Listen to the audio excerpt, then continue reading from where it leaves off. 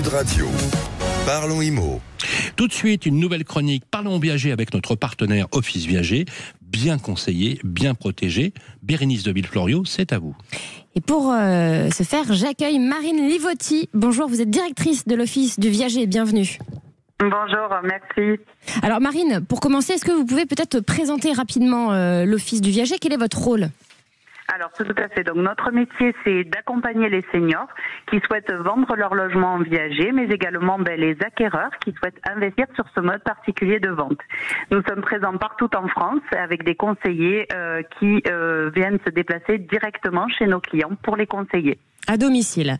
Tout à fait. Et alors, pour peut-être expliquer à nos auditeurs, qu'est-ce que le viager? Alors en quelques mots, très accessible, et puis globalement. Bien sûr.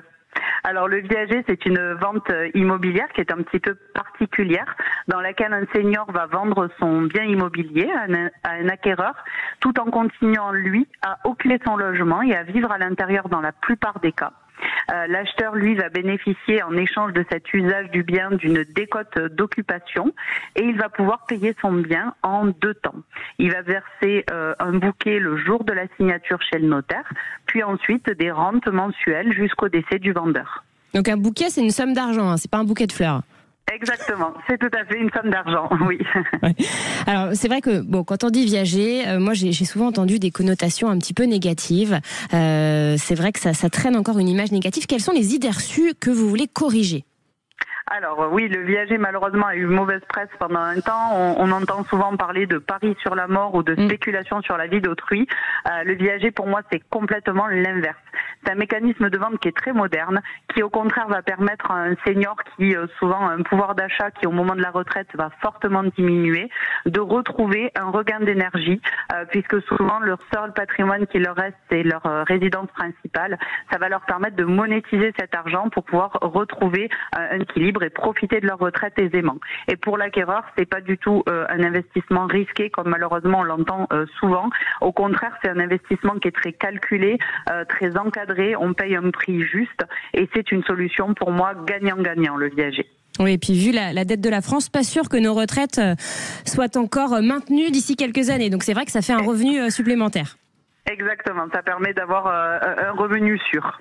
Alors qui achète en viager aujourd'hui? Quels sont les profils des Français qui achètent? Est-ce que c'est des jeunes, des moins jeunes? Et puis pourquoi les acquéreurs choisissent de se tourner vers le viager?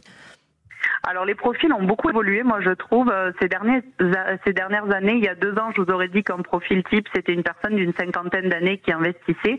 On voit que le spectre du viager s'est fortement élargi. On a un public qui est beaucoup plus large désormais. On voit beaucoup de gens de la quarantaine et même beaucoup de trentenaires qui s'intéressent parce que le viager se modernise et est de plus en plus connu et reconnu.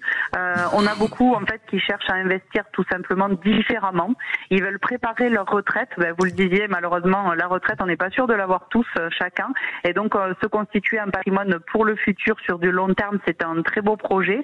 On en a beaucoup qui cherchent des résidences futures, de la résidence secondaire également.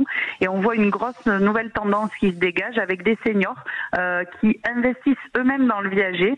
Alors, pourquoi pas vraiment pour eux en réalité, mais qui préparent le patrimoine de leur descendance, de leurs enfants, voire de leurs petits-enfants. Alors, tout à l'heure, en début d'émission, on a parlé de la demande et de l'offre du marché immobilier traditionnel qu'on connaît, qui augmente. Qu'est-ce que vous constatez? Est-ce que c'est pareil sur le marché du viager? Oui, c'est assez similaire. On voit un gros regain d'intérêt pour ce mécanisme-là.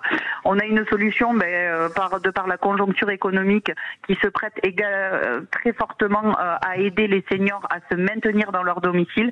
C'est ça qui est très important et à bénéficier d'un accompagnement financier pour cela grâce au viager. Et on a une très belle alternative à l'investissement locatif pour les acquéreurs qui en ont marre en fait. Souvent avec le locatif des impayés, de la dégradation, de cette gestion locative récurrente.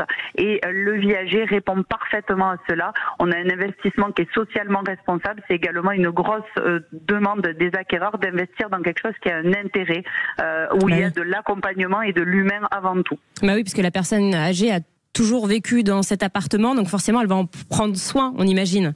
Exactement, c'est tout à fait ça et ça c'est une grosse attente des acquéreurs. Allez, dernière question, est-ce qu'il y a des régions plus dynamiques que d'autres ? Oui, alors le Sud a toujours beaucoup attiré, la Côte d'Azur, les Alpes-Maritimes, le Montpellier, le Gard, la Haute-Garonne ont une grande attractivité de par leur qualité de vie. On voit toujours bien sûr se dénoter Paris pour sa dynamique et la région parisienne. Et on a un gros engouement plutôt récent pour les villes proches de la Suisse où on note un gros pouvoir d'achat sur ces territoires-là. D'accord, eh bien merci beaucoup. Marine Livotier, je rappelle que vous êtes directrice de l'Office Viager. Merci. Merci pour cette nouvelle chronique Parlons Viager avec notre partenaire Office Viager. Bien conseillé, bien protégé. On enchaîne. Sud Radio. Parlons Immo.